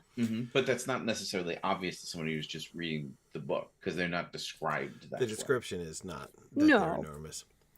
And I It's- think But they're still logical- clearly enormous. and I think Tolkien's sort of solution or potential solution to that problem was the dome, wasn't it? That like the dome catches the light of the trees, and that's how the light Probably. is promulgated across them on. And the same with the lamps, I imagine. Yeah, I don't know if there was a Yeah. dome over Middle Earth at that point, but Let us not revisit the height of the lamps question at this juncture. we were just talking about it with Moon actually, yeah, because we ran into somebody who had just caught up after watching the entirety of film over the past like 2 or 3 months, oh my goodness, and who had essentially seen like Dave's and my children grow up. right, several over the years. course of weeks, yes, Right. yes, Yeah. Yeah, exactly. It was really cool. I always love like hearing about people discovering some film for the first time this late in the game. Then oh, it's Emmy. She's here. Oh, yay! Hi. She just said, Oh, hi. Hi, Emmy. Welcome to listening to these things live. Welcome to live. Yeah, exactly. So the so they Treebeard is then the vehicle, yes, by which Galadriel can learn about the world beyond the Eredluin, essentially. Yep. And now, it is pretty understated as to why she lets Treebeard tell her like 5 days worth of stories about his wanderings. Like at no point does she say what her stated intentions are in all of this. So I was hoping that wasn't too unclear or no too like, why is she listening to him? Right. No, I liked that. Okay. Both because if she had just been like pumping Treebeard for information, like, you know, cutting him off and trying to direct him to like the specific information that she was seeking, right? That is, if her conversation with him had been entirely sort of one-sided is not quite right, but you see what I mean. Like if like I have a goal and I'm just gonna hit you until the right thing comes out. Right. Yeah. I'm conversing with you only in order to get the information I want. Then that would have sort of tainted for me. I mean, there's already the question about her healing and the state of her heart and her headspace already kind of puts a question mark, right, over what she's going to be doing. But it wasn't a strong one. Like, it wasn't like oh, this is going to be horrible. This is like complete disaster, right? She's, it wasn't like that at all. I mean, it was like, there's a question, like there's uncertainty, right? There's potential that this could go badly, that this could be hard on her in some ways because she's not dealt with things yet. But as I said, that was gentle, right? And again, especially with the pump primed by Hurin's experience, her sitting there planting maple seeds under a tree, doing nothing, and wishing to do something in order to accomplish something for her people seems right. I mean, like, that seems like a good thing. And so her seizing the opportunity to talk to Treebeard, right? You know, what I was getting from it, from their long conversations, right, was not like, I have a plan and I want to use you as part of that plan, right? Even if it's just the gaining of information. Because I didn't want it to cross that line. No, it didn't. Okay. It was, instead it seemed to be like what was inspiring her plan. Like, she didn't have an idea. Like the big difference between Hurin and Galadriel is that there's nothing stopping Galadriel, right? Like, you know, Hurin couldn't go do anything because he was in Gondolin, right? Galadriel just needs a direction. Yeah, she didn't have a direction. She had a desire, but no idea, right? No plan. Right. And so Treebeard's arrival seemed to be a sort of a very gentle version of like one of Aragorn's "I shall take this as a sign" moments. Yep. Right. Where she's like, here is somebody who's been wandering all over the world. Let me hear about the rest of the world. And then because as their conversation goes on, and they've been talking for a long time, she begins to ask more pointed questions. Right. I'm very interested to hear about this. And and actually, it occurs to me now, especially here I am on the eastern frontier of Beleriand right now, right? We don't know much about what's off to the east of us here. And the men came from there, right? The men came over these mountains, and gosh, none of my family have ever thought, like, maybe there's more over there where those came from, right? You know, like, and it is almost like that idea kind of dawns on her in the middle of this conversation with Treebeard. And I loved his answer, by the way. She's like, "Are there many men?" He's like, "No." They're like, way more trees than men. Yeah. Like it's like they're there's barely only like edited. a couple million. Exactly. I mean, yeah, it's the number of them is really, they're not worth noticing. Hundreds of thousands probably, but I mean, it's really, there's just not that many of them. Yeah, obviously all the characters in this episode are elves or men, with the exception of Treebeard. Right. And I don't have a good sense for who Treebeard was in the first age. Because when we meet him, he has a lot of like old man personality to him. Yep. Yeah. But I can still hear him in that voice, though, in your dialogue. Like, well, that's because that's all I know. Yeah. What to do with him. But like, is all that harumphing like old man stuff that he doesn't do when he's a young ent? Right. Or is that just who he is as a person? I was trying to draw out what makes him entish, and I was making a lot of guesses. There were some stabs in the dark there. Well, yeah. What I entish probably has a different meaning at this point. Right. I mean, of course, one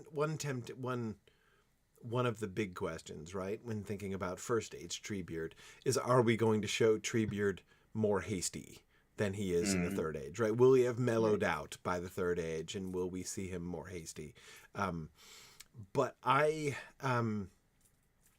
think not leaning in that direction. I think that's a good idea, actually, to make, because of course he's in the big picture, like, he doesn't make a big deal of it, but of course he is hastier even than Quickbeam, as far as like how he pivots in response to the Hobbit's testimony, right? Yeah. I mean, like, he downplays it, but he's the one who gets Quickbeam fired up, right? So I mean, exactly. So like, in fact, like he's not, hasty, and he's doing all the don't be hasty stuff. He's saying all those things and everything, and he does have, as you say, there's that sort of old man perspective, that perspective of like, I have, stood here on this hill watching the world change around me for millennia, and that's not quite true, right? In the same way, like, he won't, in the first age, he will not think that same way. He's still in the like, there is so much of this new world I have not yet seen kind of mode, right? Right. So I try to emphasize his travels, because that's something that is a memory of the past when we meet him in the third age, but is very much current to his experience now. So I tried to emphasize his travels. I tried to make a big deal of the fact that he likes to count things. Right. Right. I don't know. That felt entish. Right. And that he's perfectly willing to stop and talk to strangers, which doesn't really come across in the Lord of the Rings, but at this point, of course he would be. Right. So he might be a little more friendly and outgoing personality type, right, at this stage of his life. It's hard to say. To me, it was not entirely clear what kind of arc we were going to try and give Treebeard as a character. Right. And we haven't had a lot of him on screen before. We've seen him a couple of times, but No, I was, sorry. Well, I was just a quick thing. I was just going to say that while I like that she doesn't ask him to take her there, missed opportunity. What, like a Galadriel like riding in Treebeard's branches across the Luin and across the forest, and having like the buddy cop spin-off with Galadriel and Treebeard. I mean, it's right that she doesn't, of course. Yeah. But that would have been incredible. Yeah, and then to have an Ent and an elf discussing mortals. Yeah. As like, what is their perspective on mortals from the outside? And, it's different for Treebeard and for Galadriel, but they're still both like, yes, those very short-lived mortals. Right. Did we did plan, didn't we, that Galadriel was going to like plant the party tree? Did we plan that? We talked about it. Okay. I mean, she will be over there. Yeah. I would say that we have not given it thought during the script discussions up until this point, but she's going to be passing that way quite soon. I mean, this is, I know, it's very early. Yeah, it doesn't have to be the same tree. That's the part where I don't mind her planting a tree in that Yeah. space. Yeah. Mm. Yeah. It's It would just be the a very only trees in the an world that are that ancestor. old. oak tree at that Yeah, I point. mean, I Old mean, Man there's- Willow's already there. Just saying. But he is in fact Old Man Willow, so it seems more acceptable. However, having her stop on a I'm just looking forward to like obstreperous teenage Willow is what I'm looking Right. forward to. Yeah. But Yeah. yeah. It's like the I am Groot stuff. Right. Baby Groot, teenage Groot. Exactly. Right.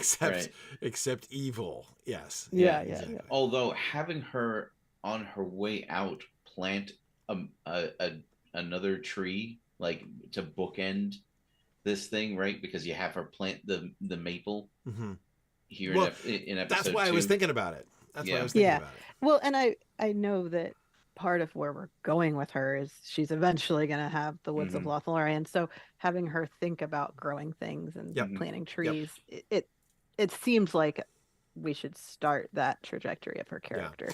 Yeah. Speaking of which, you know how we promised Phil we'd have fewer music numbers in this season? Fail. Fewer so far. Fewer. They'll be less momentous in any case. I mean, for sure. Right. But we are going to have her sing an I Sang of Leaves of Gold type of song when she meets the Old Forest. Yeah. Yeah. No, I mean, that's sure. That makes perfect sense. But look, I mean, I think on the music commissioning front, it's all downhill after season 6. That was pretty intensive. Right. Yes. I mean, season 6 is practically a musical. Right. So, our current count of ones that we've actually planned to have is 2. So right. Okay. I know of at least 1.5 more. Perfectly reasonable. But anyway, yeah. So I mean, the obvious, if she's going to Bree and we're gonna have the Barrow Downs there and everything, like Galadriel is going to be walking through the Shire, the future Shire, and of course, there's very little in the future Shire that's distinctive in the absence of any inhabitants, right? Especially if much of it is going to be covered by forests that aren't going to be there later on. So, but the hill and the water, we can something distinctive, right? Something distinctive, and we're going to need some kind of prompt to prompt people to notice it, because it'll be the hill, but it'll be the hill without Bag End in it, right? So, it'll be the water, but there'll be no mill there. Yeah. This will probably be the tree that kind of makes the hill in a way, like makes the soil that builds the hill. Possibly. We do have a lot of men living in the area doing things like chopping down the trees to build their homes and plant their fields. Right. So it's possible that the Empire Bree has done some forest clearing. Yes. In the future Shire. So very likely we could contrive to have the area around Hobbiton be clear, as tree free as we need it to be. Yep. Well, the road for a scene. The dwarf road passes practically right by there. Yeah. Yes. So she's going on the way out. She's going to be there. Right. And so if there were a settlement nearby or in that general area, they could have cleared that space. Yep. That would make sense. Yeah, I think we could visually make this work, because I'm having the same problem with Bree, honestly, is like, what makes it look like Bree? I mean, the Prancing Pony Inn is not exactly part of our current conception of Bree. No. Okay. Now I'm wondering what should be on the site of the Prancing Pony Inn. Right. We talked about something happening on the site of the Prancing Pony Inn. Not a script discussion. I don't think. No, not in script discussion. In the main session. Okay. It sounds like a question I would have asked before, but I don't remember what we said. Well, I think we talked about the potential of like the potentate's palace is on the very site, right? Or like of the Prancing Pony. His bathhouse, or something. Some part of his complex. Yeah. Well, I mean, it would only make sense. His stable is on the location of the Prancing Pony. Stable. Yeah. And like there's a sign above it with a prancing horse to denote it as the stable. Yeah, there you go. The stables. That could work. It's too far in the past for that to actually carry through. Well, no, not Doesn't given. matter. Not It given. doesn't matter. It's fine. Yeah, it's good. Okay. It's perfect. Stables. There we Agreed. But also, given the prominence of Bree Hill geologically in the area, I mean, if this is in fact the center, like the palace is going to be up on the top of the hill, right? Of course. I mean, they generally are. The Prancing Pony isn't at the crest of the hill; it's right under the hill. Right. But it's very proximate to the hill. You know, like it's Bree is all around the hill. Right, so a great place to stable your horses. Right below, and then you walk up the stairs. Oh, we don't even have a sign. Like as we're going past the stables, right? There's somebody holding the lead of a horse, and he rears up in the famous pose. That's all you need. Yeah. Yeah. Yeah, we can do that. Come on. Like that's a good one. That's better than the sign. There is no reason to resist these impulses. Yeah. Like no good can come of resisting these impulses. It's fine. Yeah. Anyway, I loved the reference to the Droogs. That was really fun. We getting the Woses involved. Do we foresee Droog participation in the rest of this season, or are we just setting it's an alternative to if she's interested in recruiting strangers from afar to join an army, they're the last people she would want to form an army out of, is what she gets from this conversation with Treebeard. Right. They're peaceable, they keep to themselves, they stay away from the other humans, they're not that many in number, they hide in caves apparently. Like nothing he has said to her is like, oh, you know what that sounds like? People who want to go fight orcs. Yeah. Even though, from what we know of them, in fact, they would. They'd be a little bit into it, actually. Yeah. Right. Yeah. But nothing Treebeard says makes her feel that way. But also, like, they're not going to be useful on the battlefield. Right. No, and his in the same way the Haladin wouldn't have been last season. Yeah. Yeah. His own he seems to have a reasonably high opinion of them, of the Droogs. Treebeard does. Of course. And yet, her reaction is not, she's not dismissive, but yes, I agree. By the time we get to that part of the conversation, she's clearly beginning to see like the angle, right? She's like, the idea is now occurring to her of the thing that she can do. Right. But again, to come back to the point, Marie, we were discussing earlier, I do like how the conversation seems to present it to her, like to give her an answer rather than her seeking, a means for a an idea already there. She's doom scrolling. Essentially. Conversation with Treebeard as doom scrolling. Yes. So that was that one. It was good, and I think that her character is set up. The fact that she's not, again, the interesting contrast, right, is between Galadriel and Maedhros. Maedhros is like, he's got a plan, right? And he's not only got a plan, which he's not going to be distracted from, but he has like already in advance thought of all of the obstacles to his plan, and he has figured out how to overcome every single obstacle and set everything in motion. Especially the first 5 of them. Yeah. Well, those are the biggest obstacles, right? Galadriel is, I think it was the contrast, Marie, that more than anything made me feel that she wasn't in that place, right? Right. She's not using Treebeard because she doesn't have a plan. Right. Exactly. Right. Yeah. Exactly. Yeah.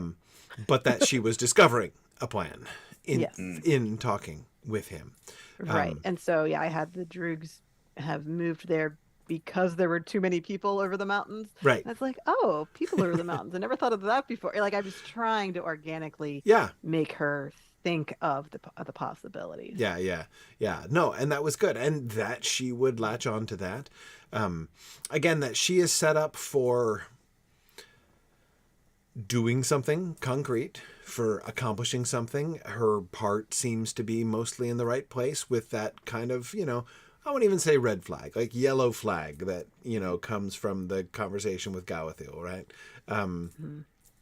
Because even looking forward to her whole trajectory in season 7, she is going to be deceived, but it's not like she doesn't exactly make a mistake, right? Right. I mean, she's not directly deceived because she's not directly opposed to Sauron, which, by the way, Mrs. Monrique points out that she's very Saruman, anti-Sauron in that way. Right. Yeah. She's not about the means and the ends, or the ends and the means in the way that Saruman is, for instance. Yeah, no, I agree. Like, or even the way that Maedhros is. Or even the way that Maedhros is. Yeah, exactly.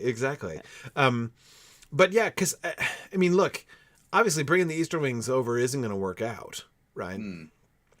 But it's not a horrible idea. Like, if not for the murder of Ulfast, it might have panned out quite well, actually, right? I mean, like, it really comes close to succeeding. It might have succeeded. It might have been a really great thing. She doesn't anticipate the turning of Uldor, the murder of Ulfast and the betrayal. I mean, like, those are all things that she did. She fails to see those things coming, and that's what I mean when I say she's deceived. Like, she's, but that doesn't even make her recruiting of that army a bad idea. Like, it didn't work out, but it wasn't a horrible idea. And she had no real reason to, like, there are some hints that these people are not the people you're used to. Yes. Right. And Galadriel points that out, but and we'll get to that. But there's, like, she doesn't know the things that she would need to know to know there was a real problem. Right. And we have seen her interacting with humans. We have seen her taking on the role of, intermediary between the Green Elves and the Estelads, right? Back in the day.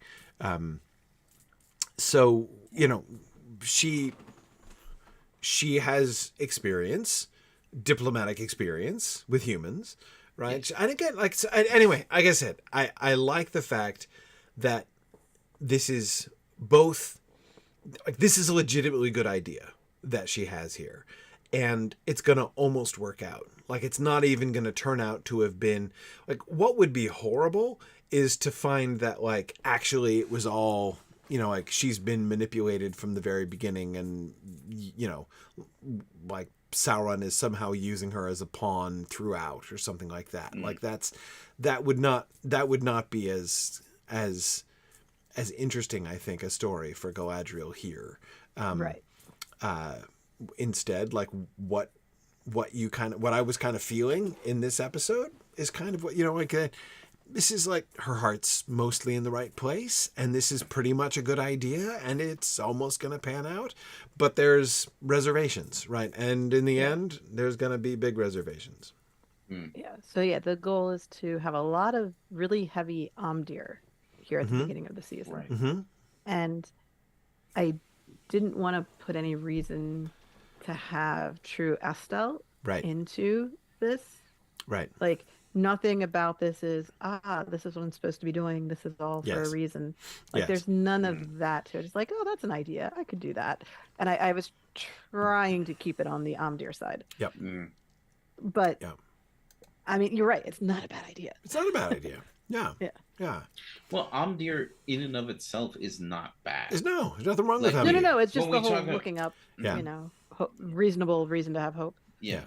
But we often talk about Estelle versus Amdir, and so it could give the impression, right, that Amdir is on its face a bad thing. Like, it's not what you want to have as your driving force, for sure. Right. But having Amdir, as if having Amdir is a bad sign or something like that. Like, having Amdir can in fact actually cause good things to present themselves. Yes. Just because it shapes your outlook differently. Right. Right. Yeah, I mean, if it comes to but it, it still has to be the core. Right. I mean, if it comes to it, Amdir is kind of what Gandalf shares with people. Like when he brings hope to people.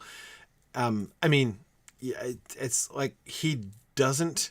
When he's buoying up the spirits of the defenders of Minas Tirith, he's not doing so by saying, the city may very well likely fall, but don't worry, there's light and high beauty beyond the reach of the shadow. Right. And like, that's not the point, right? Yeah. That's not what he's doing. He shares that stuff on occasion. Like when he talks about the fool's hope and all that. Like he, in quiet moments, will...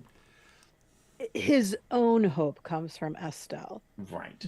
But the kindling hope in the hearts of others, he starts with kindling Amdir. Yeah. Like, give these people the belief that they have a fighting chance. Yes. Start there. Absolutely. Yeah. So anyway, this is just to sort of support what you were saying, Nick, about Amdir. Yeah. Yes. Okay. All right. Look at that. So Mrs. Manrique, yes. Old Man Willow, totally going to be in it. He's going to be obstreperous teenage Willow. Young lad Willow. Young lad Willow. Yeah, exactly. Yeah. Young lad Willow. Virae has foreseen it. Yeah, totally. Must happen. Okay. All right. So our next episode, we're going straight to episode 3. Wow. We're just charging forward, huh? Yeah. Excellent. The script team has spoken. As of yet, nobody has come forward and been like, "Oh, I definitely want to write episode 3." Okay. So it's just an outline, yeah. Right. So we're just doing an outline, and that's fine. Cool. That's fine. But that means that we don't have there's not the train tracks being laid in front of the train in the same way. Gotcha. Yeah. Now, if somebody really wants to write it, the outline is available. That's right. But there's still time. Want to get started on it yesterday. Yeah. No, I just meant in general.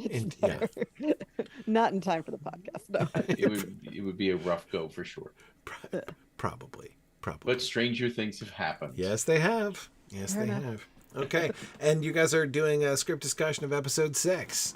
Yes. Oh, so people must already be starting to die horribly by the time we get to where you guys are in the season at that point. We will have killed off Galdor and Emeldir by the time we get to episode 6, yes. Yep, figured. So, yes. Yep. Yes. The deaths start. The tears will have begun to flow by then. Yes, absolutely. Next episode. We did lose Agathor, right? Like that was That was a big deal. We did lose Agathor. Yeah. So this is probably one of the only episodes this season in which literally nobody died. That's right. I couldn't really think of a good way to kill somebody. A 0 fatality episode. I mean, there could have been a random casualty in the horse race or something. Exactly. I mean, but a tragic javelin accident during the games, Sure, but I mean that just feels a little forced. Yeah. Let them be happy for one episode. Why not? Well, there was a memorial to the dead at the very. Yeah, we are mourning at least. Yeah. Yeah, but. Yeah. No. I did like, by the way, I forgot about that. The memorial ring and the flowers heaped up in the Hill of Slain later on. Like I liked that. I liked it. Yeah, that was the happiest festival version of the Hill of Slain. Yeah. That was good. It was good. I think that was all you. I don't think we talked about that at all. I'm pretty sure I said during the script discussion that there should be a memorial for the dead. Okay. But that doesn't make it not all you, actually. That's also it was 100% something I wanted to put in there. That's good. Yeah. That's good. But I also put other people's ideas in there too as we went along. Of course. So like one of the things Nick's like, "Oh, I really like this." It's like, "Yes, Nick, that was your idea." I mean, I didn't say which one, but one of them it was. The great thing, Nick, is this will get worse as you get older. I can tell you. I do recall which one it is. It's the Feanor versus Finwë at the gate. Oh yeah. Oh yes. That was your suggestion. Yeah. So I put it in there. It's great. That's why it's brilliant.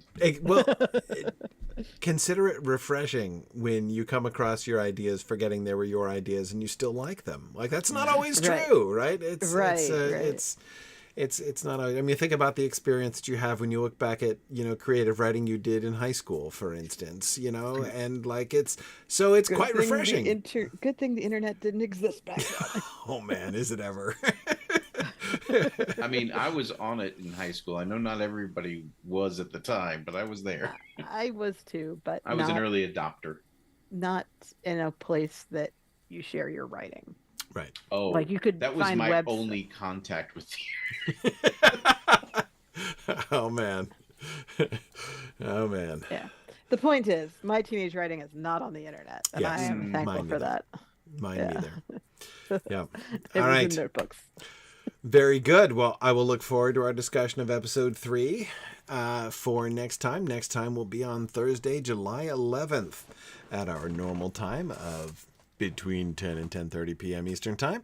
And we hopefully will not have the same kind of technical problems I ran into this evening. But in any case, thanks everybody for joining us. Murray, great job on this episode. That was really fun. As I said, I could tell from the start, I could tell this is a hard episode in a lot of ways to write. Luckily, I like writing about people sitting around talking to each other doing absolutely nothing. People sitting around talking is underrated. Yeah, no, I hear you. How to drive Nick absolutely insane. I know. That's why I write this episode, and you'll write one of the battle episodes at the end. It's one of the perks. Division Very of labor. good. Awesome. Well, thank you very much. And I will see you guys later. I will say, as always, thanks for listening and Godspeed.